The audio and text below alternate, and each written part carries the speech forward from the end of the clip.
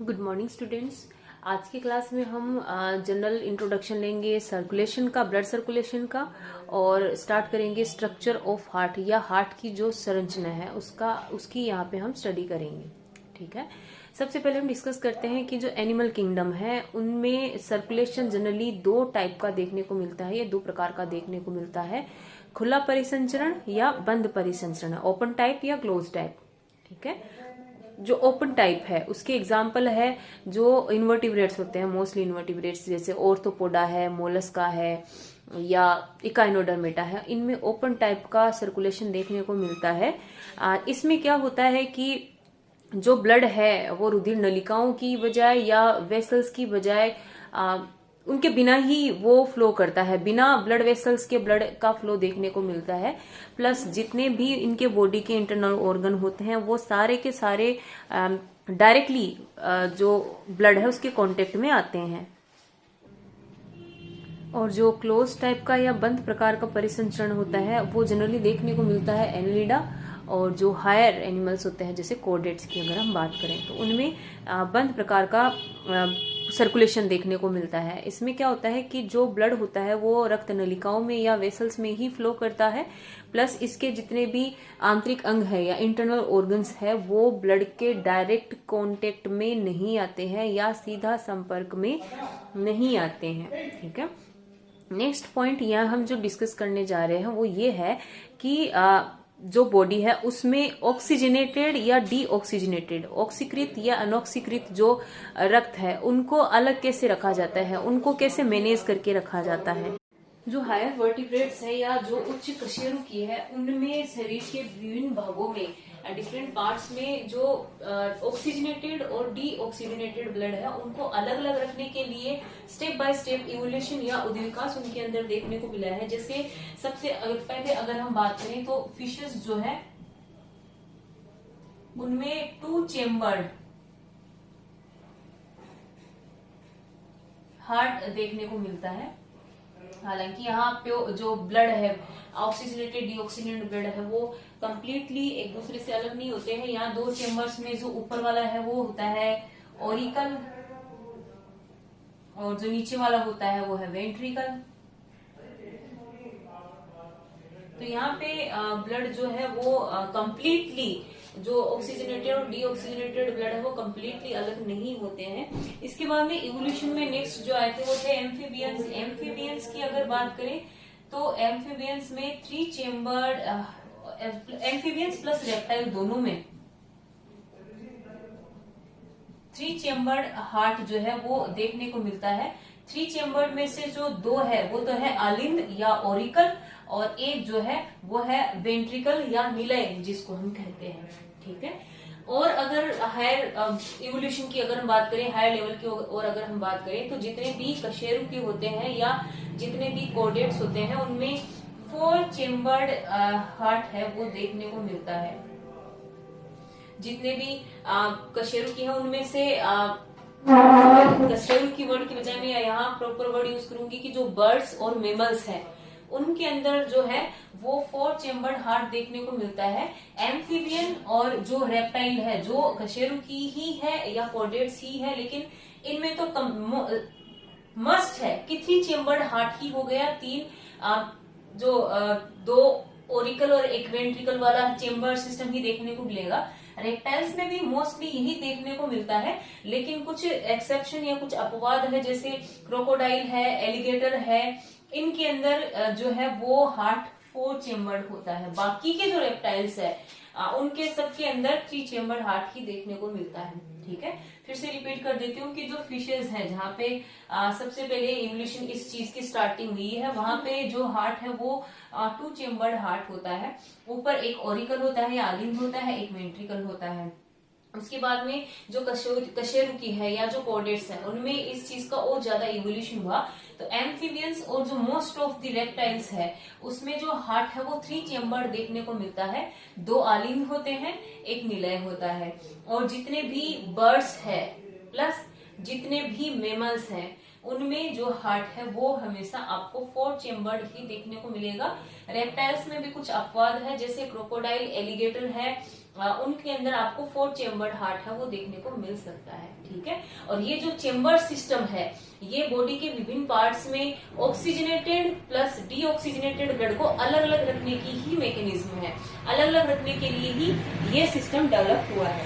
ठीक है, नेक्स्ट अगर हम बात करें तो जो मेमल्स का और बर्ड्स का या कुछ रेप्टाइल्स का ये जो 4 चेम्बर्ड हार्ट होता है ये कैसा होता है, इसकी स्ट्रक्चर जो है वो जनरली कैसी होती है। ठीक है, तो हार्ट जो है वो, इसको मैं एक रफली एक बॉक्स में हार्ट को बना रही हूँ। इसमें ऊपर 2 अलिंद या ऑरिकल होते हैं, नीचे 2 वेंट्रिकल या निलय होते हैं। तो ये है राइट एट्रियम, ये है लेफ्ट एट्रियम, ये राइट वेंट्रिकल और ये लेफ्ट वेंट्रिकल। ये सिस्टम जो हायर वर्टिब्रेट्स है जैसे मेमल्स है, बर्ड्स और कुछ रेप्टाइल्स है उनके अंदर देखने को मिलता है। ठीक है, इसके बाद में जो हार्ट का जो राइट वाला पार्ट है जिसमें आता है right atrium and right ventricle. ठीक है, इस पार्ट को कहते हैं पल्मोनरी हार्ट।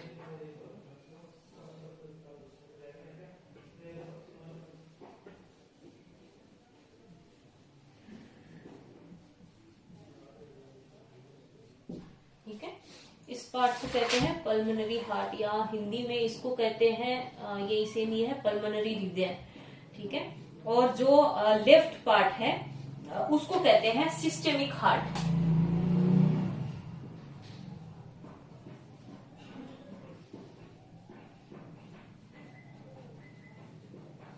ठीक है, हार्ट का जो राइट पार्ट है उसे कहते हैं पल्मोनरी हार्ट और जो लेफ्ट साइड में जो है लेफ्ट पार्ट जो है हार्ट का वो कहलाता है सिस्टेमिक हार्ट। ठीक है, हिंदी में भी इनको यही बोलते हैं।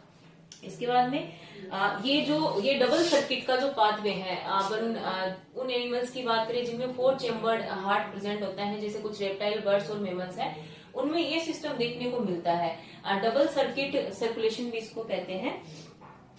इसकी जो सबसे पहले डिस्कवरी करी थी वो साइंटिस्ट थे विलियम हार्वे।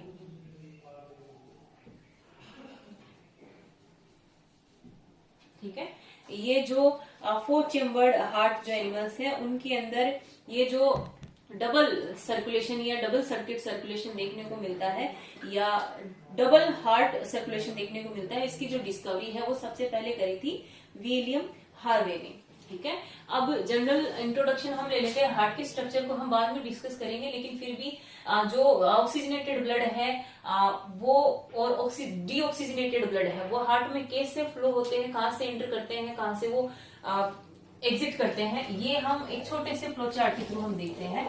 सबसे पहले ये जो मैंने डायग्राम बनाया था ये डबल सर्किट का था। हम सबसे पहले सर्कुलेशन को सिंगल सर्किट जो एग्जाम्पल है उससे देखेंगे, जो फिशेज में था।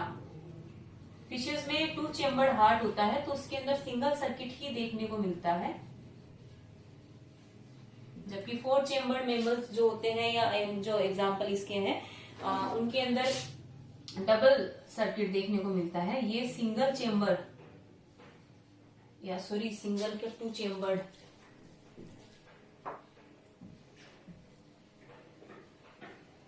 वाले जो एनिमल्स है उनके अंदर ये सर्कुलेशन जो है वो देखने को मिलता है।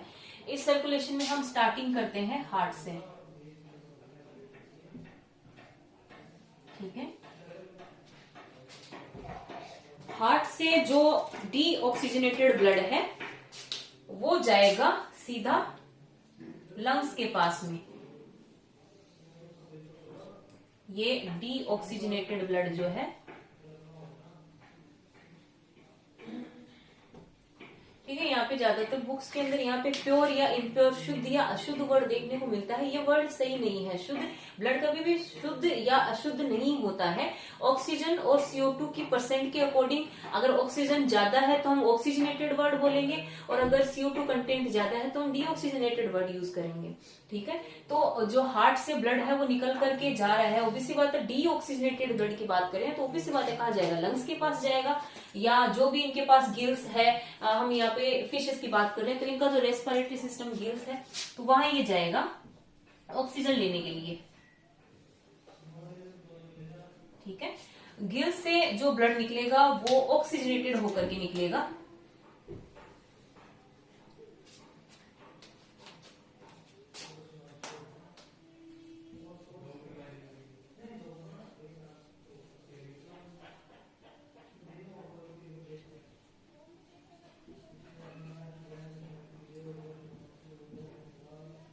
और जो ऑक्सीजनेटेड ब्लड है वो सीधे जाएगा बॉडी के जो ऑर्गन्स हैं उनके पास में, क्योंकि ऑक्सीजन की रिक्वायरमेंट उन्हीं को ही है।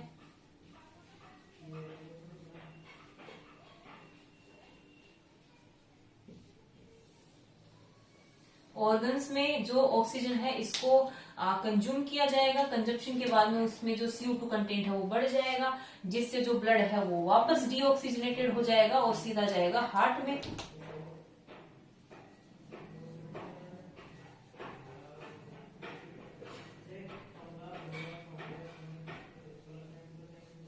ठीक है। तो फिशेस की अगर बात करें जिसके अंदर सिर्फ सिंगल सर्किट देखने को मिलता है, उनमें सिर्फ हार्ट में 2 ही चेंबर होते हैं, एक आलिंद होता है या ओरिकल होता है, एक इसके अंदर वेंट्रिकल होता है। तो यहाँ पे जो सर्कुलेशन होता है वो सिंगल सर्किट होता है, जिसमें हार्ट से जो डीऑक्सीजनेटेड ब्लड है वो सीधा जाता है गिल्स के पास में या जो भी रेस्पिरेटरी ऑर्गन इनके पास में है। वहां से जो डीऑक्सीजनेटेड ब्लड है उसमें CO2 को तो निकाला जाता है, ऑक्सीजन को उसमें डाला जाता है, तो ब्लड जो डीऑक्सीजनेटेड ब्लड है वो ऑक्सीजनेटेड हो जाता है। ये ऑक्सीजनेटेड ब्लड जो है वो जाता है बॉडी के जितने भी ऑर्गन्स है जिनको ऑक्सीजन की रिक्वायरमेंट है, ऑक्सीजन की जरूरत है, उनके पास जाता है। वहां पे ऑक्सीजन तो दे देता है और वहां पे उपापचय या मेटाबॉलिज्म की क्रिया में जो CO2 बनी है उसको लेकर के वापस डीऑक्सीजनेटेड हो जाता है और वापस चला जाता है हार्ट में। ठीक है, ये चीज देखने को मिलती है फिशेस में। अब हम बात करते हैं डबल सर्किट की, वो कैसे होता है।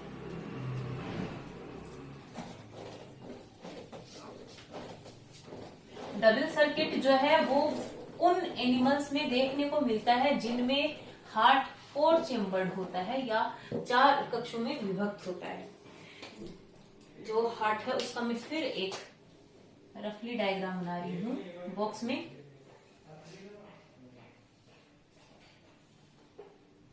ठीक है, हम यहाँ डबल सर्किट पढ़ रहे हैं।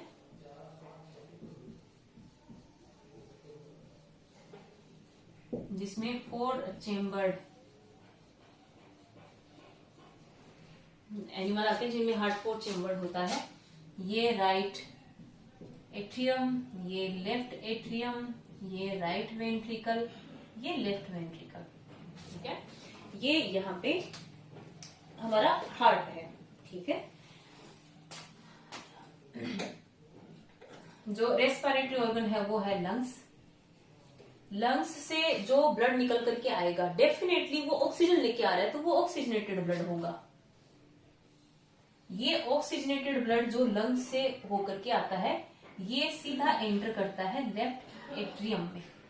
ठीक है, लेफ्ट एट्रियम से ये सीधा एंटर करता है लेफ्ट वेंट्रिकल में। लेफ्ट वेंट्रिकल से ये जो ब्लड है वो सीधा जाएगा ऑर्गन्स के पास में, क्योंकि जरूरत तो वही है।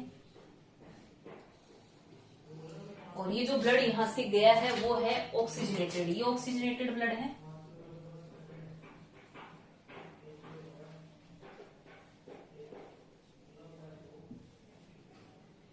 ये डीऑक्सीजनेटेड ब्लड है।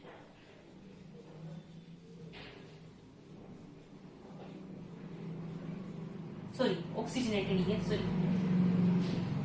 ठीक है, फिर से रिपीट कर देती हूँ कि लंग्स से ब्लड ऑक्सीजनेटेड होकर के हार्ट के पास में आता है। हार्ट में भी जो लेफ्ट साइड है, लेफ्ट एट्रियम में या आलिंद में ये एंटर करता है, जहां से ये आता है आलिंद से सीधा नीले या वेंट्रिकल में, वेंट्रिकल से निकल करके ये सीधा जाता है ऑर्गन्स के पास में। ठीक है, ऑर्गन्स में जो ब्लड होगा वो डीऑक्सीजनेटेड ब्लड यहाँ से निकलेगा, क्योंकि यहाँ पे ऑक्सीजन को तो कंज्यूम कर लिया गया है और CO2 जो मेटाबॉलिक एक्टिविटीज में निकली है उसको यहाँ पे रिलीज कर दिया गया है। तो ऑर्गन से जो ब्लड है, डीऑक्सीजनेटेड ब्लड है, वो सीधा जाके एंटर करेगा राइट एट्रियम में। ठीक है, यहाँ पे ये जो ब्लड गया है वो है डीऑक्सीजनेटेड।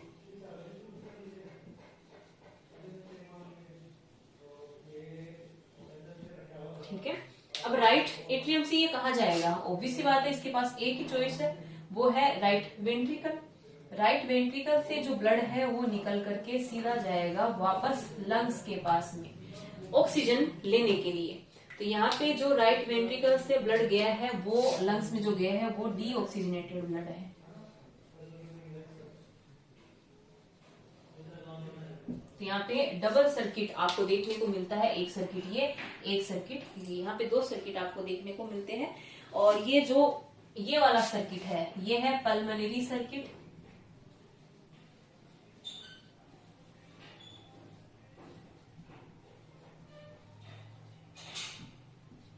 जो स्मॉलर होता है या छोटा होता है। और ये जो है वो है सिस्टमिक सर्किट,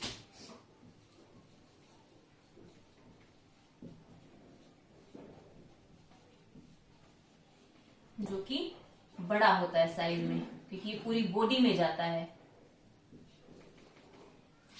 तो ये जनरल इंट्रोडक्शन रहा कि सिंगल सर्किट में ब्लड कैसे फ्लो होता है, डबल सर्किट में जो ब्लड है वो कैसे फ्लो होता है।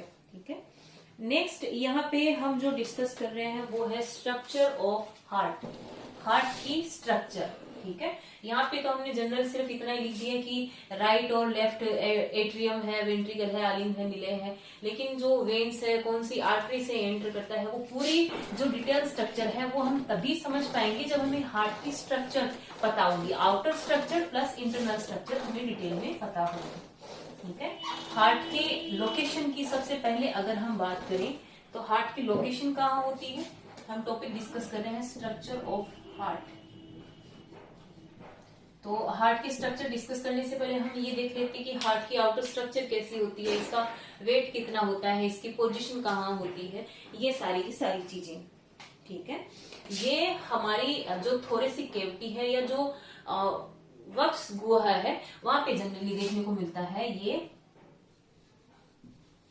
थोरेसिक कैविटी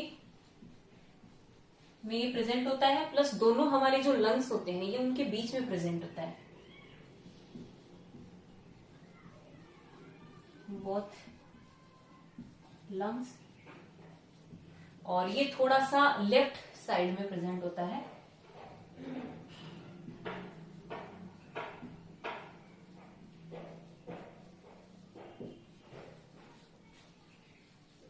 ये मेनली जो लेफ्ट साइड है थोरेसिक कैविटी या जो वक्ष गुहा है उसमें भी ये लेफ्ट साइड में थोड़ा सा शिफ्ट होता है। इसके अलावा इसकी अगर स्ट्रक्चर की अगर हम बात करें तो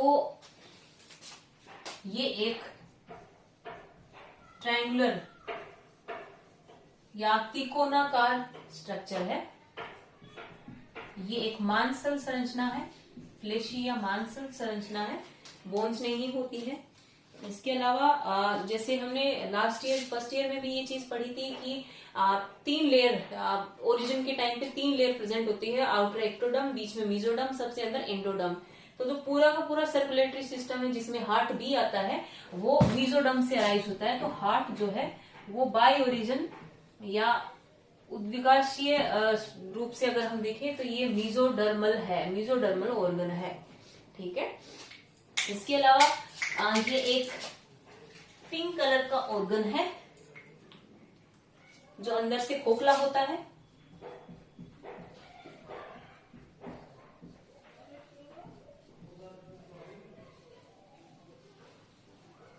ठीक है, ये एक पिंक कलर का और खोखला एक अंग है जिसका वजन लगभग अप्रोक्सीमेटली 300 ग्राम होता है।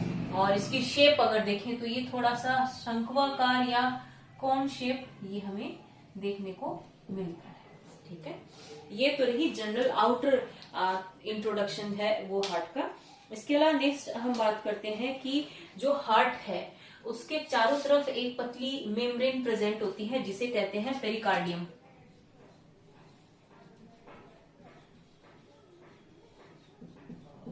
ठीक है, वैसे बॉडी के अंदर जितने भी इंटरनल ऑर्गन होते हैं सबके बाहर एक मेम्ब्रेन प्रेजेंट होती है for the purpose of safety, सुरक्षा के लिए। तो हार्ट के बाहर जो मेम्ब्रेन प्रेजेंट होती है उसे पेरिकार्डियम कहते हैं। ये इसके ये 2 लेयर में अरेंज होती है, inner layer and outer layer. बीच में हार्ट प्रेजेंट होता है, ये कुछ यूं है। ठीक है, बीच में यहाँ पे ये हार्ट है और बाहर पेरिकार्डियम है। पेरिकार्डियम जो है उसकी दो लेयर होती है, inner layer and outer layer. ठीक है, और ये जो इनर लेयर और आउटर लेयर है, इन दोनों के बीच में एक लिक्विड भरा होता है जिसे कहते हैं पेरिकार्डियम फ्लूइड या पेरिकार्डियम द्रव्य। ठीक है, और ये जो पेरिकार्डियम फ्लूइड है या जो पेरिकार्डियम द्रव्य है, इसका मेन फंक्शन क्या होता है, इसका मेन काम क्या होता है? इसका जो सबसे मेन इंपॉर्टेंट काम होता है वो ये है कि ये हार्ट को बाहर से लगने वाले जो शॉक है या जो भी इसको आघात लगता है, इससे हार्ट की ये सुरक्षा करता है। प्लस जो ये दोनों मेम्ब्रेन है, पेरिकार्डियम की आउटर और इनर जो लेयर है, इन दोनों को आपस में चिपकने से या इन दोनों को कोलैप्स होने से आपस में ये बच जाता है। ठीक है, ये इसके मेन दो फंक्शन है यहाँ पे। इसके बाद में नेक्स्ट हम डिस्कस करते हैं कि हार्ट के चेम्बर कौन कौन से हैं और इंटरनल स्ट्रक्चर इसकी कैसी होती है। ठीक है, जो मेमल्स की या बर्ड्स की अगर बात करें तो इनका जो हार्ट है वो 4 चेम्बर्ड में बटा हुआ होता है। यहाँ हार्ट की जनरल स्ट्रक्चर की बात करें तो मैंने यहाँ पे हार्ट का एक रफ डायग्राम बनाया है और हार्ट जो है वो 4 चेम्बर्ड में डिवाइड होता है। 2 छोटे और चौड़े एट्रियम जो ऊपर की तरफ होते हैं और 2 बड़े और कोन शेप्ड या शंक्वाकार वेंट्रिकल जो एट्रियम के नीचे की तरफ प्रेजेंट होते हैं। ओके, हार्ट की जनरल स्ट्रक्चर की अगर हम बात करें तो जो एट्रियम एंड वेंट्रिकल है उनको एक खांच या एक सल्कस या एक ग्रूव उनको 2 पार्ट में डिवाइड करती है, जिसे हमने लिखा है कोरोनरी सल्कस। ठीक है, ये पूरे एट्रियम और जो वेंट्रिकल है उसको 2 पार्ट में डिवाइड करती है, इक्वल नहीं करती है। ये जो खांच या ये जो सल्कस है ये एट्रियम की तरफ ज्यादा होती है। डायग्राम में भी आपको दिख रहा होगा कि ये खांच वेंट्रिकल के बजाय एट्रियम की तरफ थोड़ी सी शिफ्ट है। इसी की वजह से जो एट्रियम है वो साइज में तो छोटा होता है और चौड़ा होता है। ठीक है, इसके बाद में जो एट्रियम है, पूरे एट्रियम की या आलिंद की अगर हम बात करें तो यहाँ पे एक खांच या एक ग्रूव जो है इंटर ऑरिकुलर सल्कस, ये पूरे एट्रियम या आलिंद को 2 पार्ट में डिवाइड करती है, right atrium and left atrium. ये इक्वली नहीं करती है या बराबर में नहीं करती है। डायग्राम में आपको दिख रहा होगा कि ये लेफ्ट जो आलिंद है या एट्रियम है उसकी तरफ शिफ्ट है थोड़ी सी, तो यहाँ पे जो राइट एट्रियम है वो साइज में बड़ा है और जो लेफ्ट एट्रियम है वो साइज में यहाँ पे छोटा है। ठीक वैसे ही वेंट्रिकल की अगर या निलय की अगर हम बात करें तो यहाँ पे जो इंटर वेंट्रिकुलर ग्रूव है वो निलय को या वेंट्रिकल को 2 पार्ट में डिवाइड करती है, लेकिन ये भी इक्वल पार्ट में नहीं करती है। ये जो खांच है, ये जो ग्रूव है, ये थोड़ी सी तिरछी होती है, ये भी आपको डायग्राम में दिख रहा होगा। ये जो है ये इस खांच की वजह से जो राइट वेंट्रिकल है वो छोटा हो जाता है, लेफ्ट वेंट्रिकल है वो थोड़ा सा बड़ा रहता है। इसका रीजन भी आपको मैं बता चुकी हूं कि जो लेफ्ट वेंट्रिकल है ये पूरी बॉडी में ऑक्सीजनेटेड ब्लड को प्रेशर के साथ में सर्कुलेट करता है, पंप करता है। तो ऑब्वियस सी बात है इसका बड़ा और स्ट्रोंग होना या मजबूत होना बहुत जरूरी है। इसकी वजह से जो लेफ्ट वेंट्रिकल है ये साइज में थोड़ा सा बड़ा होता है as compare to right ventricle. ठीक है, ये तो रही इन जनरल खांच के बारे में। इसके अलावा एक और इम्पोर्टेंट चीज कि ये जो 4 चेम्बर, आपको 4 चेम्बर में बटा हुआ हार्ट आपको दिख रहा है, ये हमारी जो एम्ब्रियोनिक स्टेज है उसमें स्टार्टिंग से ऐसा नहीं होता है।